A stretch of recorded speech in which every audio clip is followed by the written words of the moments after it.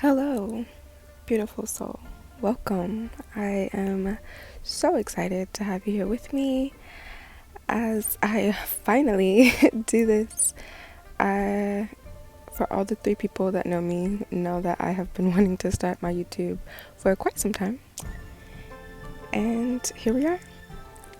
I am very excited to be showing you guys a little glimpse into my world. I've really been getting into the art of slow living and I guess aestheticism, if you will. Just enjoying all the little creatures I see during my walks and enjoying time with family and cuddling with my cat. And more recently, I've been getting into some little projects. I've begun to garden, and so I plan to share this process with you guys, and I hope we can all enjoy and learn a lot together. So, without further ado, we can jump right in, and I want to begin with a quote. When we strive to become better than we are, everything around us becomes better too.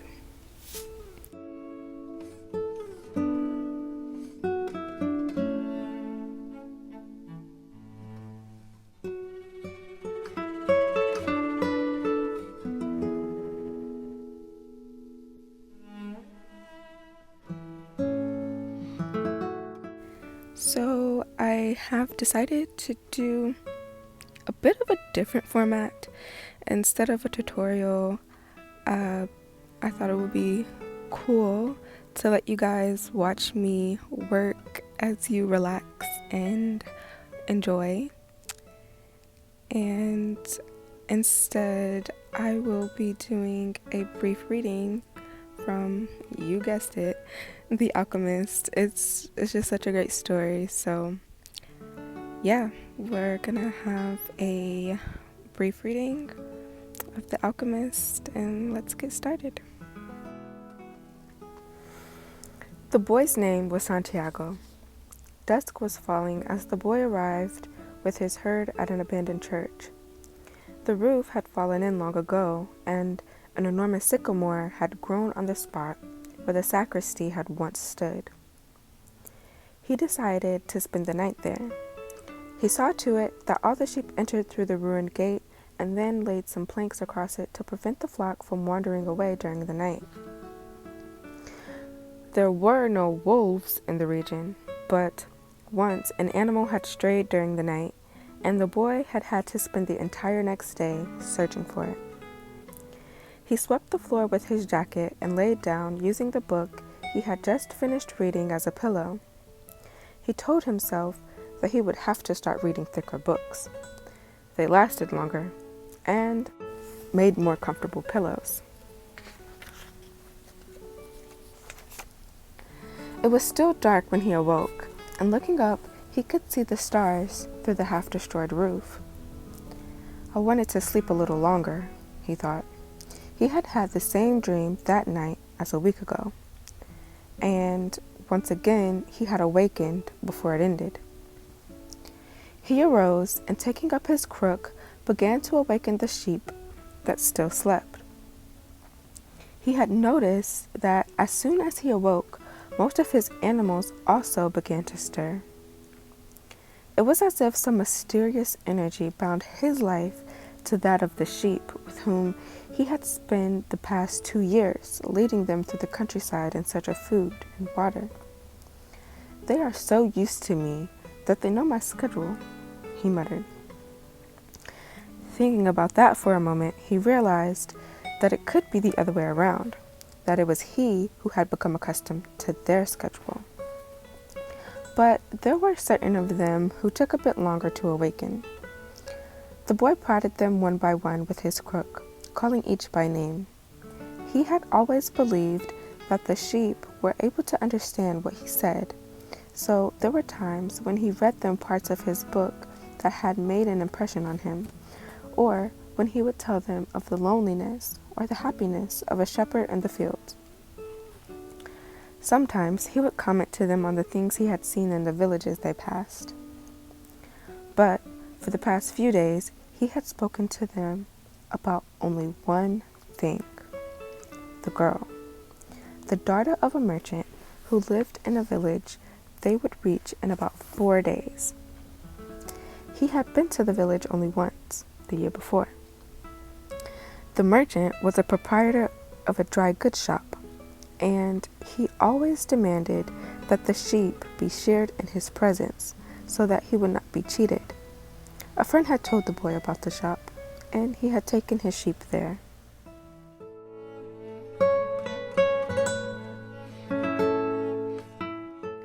"I need to sell some wool," the boy told the merchant. The shop was busy, and the man asked the shepherd to wait until the afternoon.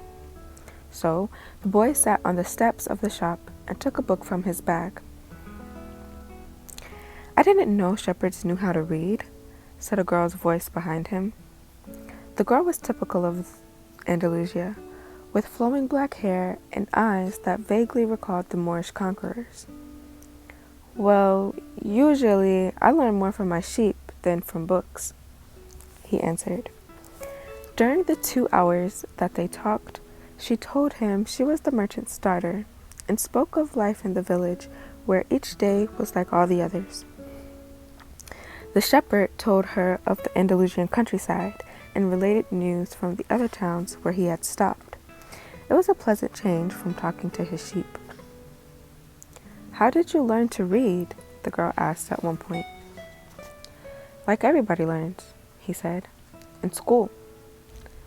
"Well, if you know how to read, why are you just a shepherd?"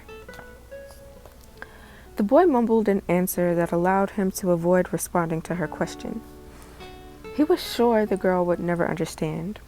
He went on telling stories about his travels, and her bright Moorish eyes went wide with fear and surprise. As the time passed, the boy found himself wishing that the day would never end, that her father would stay busy and keep him waiting for 3 days.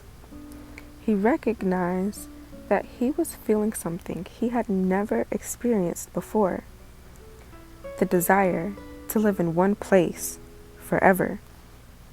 With the girl with the raven hair, his days would never be the same again. But finally, the merchant appeared and asked the boy to shear 4 sheep.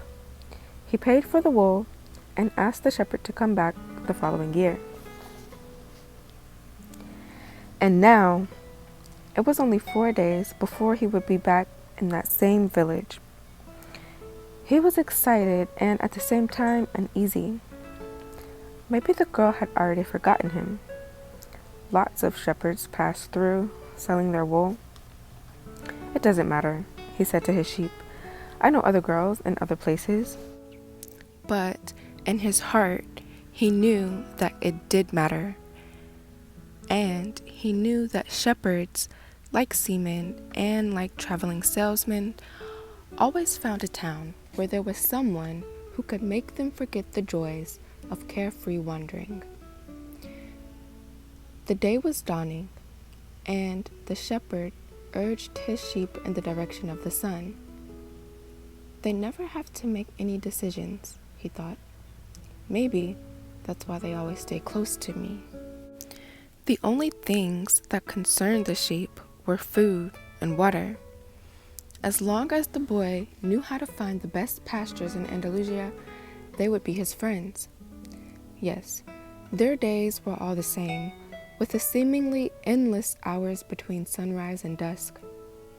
And they never read a book in their young lives and didn't understand when the boy told them about the sights of the cities. They were content with just food and water, and in exchange, they generously gave of their wool, their company, and once in a while, their meat. If I become a monster today and decided to kill them, one by one, they would become aware only after most of the flock had been slaughtered, the boy thought. They trust me, and they've forgotten how to rely on their own instincts because I lead them to nourishment.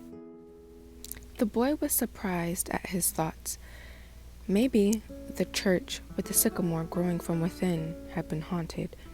It had caused him to have the same dream for a second time, and it was causing him to feel anger toward his faithful companions. He drank a bit from the wine that remained from his dinner of the night before, and he gathered his jacket closer to his body. He knew that a few hours from now, with the sun at its zenith, the heat would be so great that he would not be able to lead his flock across the fields. It was that time of day when all of Spain slept during the summer. The heat lasted until nightfall, and all that time he had to carry his jacket. But when he thought to complain about the burden of its weight, he remembered that because he had the jacket, he had withstood the cold of dawn. We have to be prepared for change, he thought, and he was grateful for the jacket's weight and warmth. The jacket had a purpose, and so did the boy. His purpose in life was to travel, and after 2 years of walking the Andalusian terrain, he knew all the cities of the region. He was planning on this visit to explain to the girl how it was that a simple shepherd knew how to read, that he had attended a seminary until he was 16. His parents had wanted him to become a priest and thereby a source of pride for a simple farm family. They worked hard just to have food and water, like the sheep. He had studied Latin, Spanish, and theology. But ever since he had been a child, he wanted to know the world, and this was much more important to him than knowing God and learning about man's sins. One afternoon, on a visit to his family, he had summoned up the courage to tell his father that he didn't want to become a priest. He wanted to travel. People from all over the world have passed through this village, son, said his father. They come in search of new things, but when they leave, they are basically the same people they were when they arrived. They climb the mountain to see the castle, and they wind up thinking that the past was better than what we have now. They have blonde hair or dark skin, but basically, they're the same as the people who live right here.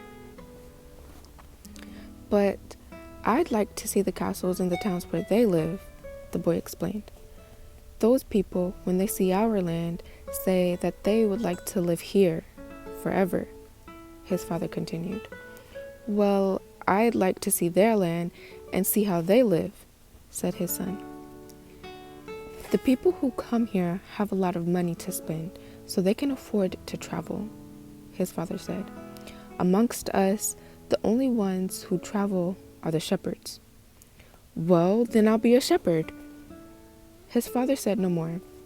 The next day, he gave his son a pouch that held 3 ancient Spanish gold coins. I found these one day in the fields. I wanted them to be a part of your inheritance. But use them to buy your flock. Take to the fields, and someday you'll learn that our countryside is the best and our women the most beautiful.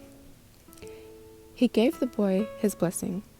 The boy could see in his father's gaze a desire to be able himself to travel the world, a desire that was still alive, despite his father's having had to bury it over dozens of years under the burden of struggling for water to drink, food to eat, and the same place to sleep every night of his life. I hope you guys enjoyed that reading. It's funny, I can go days without talking to anyone, so this has been the longest that I've talked in a while. So I hope you enjoy, and be sure to keep up with me on Instagram at kokai.kingdoms. Too late. See that hand right there? Is that gonna chip? Yeah, it's gonna chip. Should we get a different one? Yeah. What are you doing with it? It's for a bench. For a bench? Yeah. gonna be overhang, I think. Overhang? Yeah. But I'd rather get a quality piece than a non-quality piece. Oh my god. So exciting.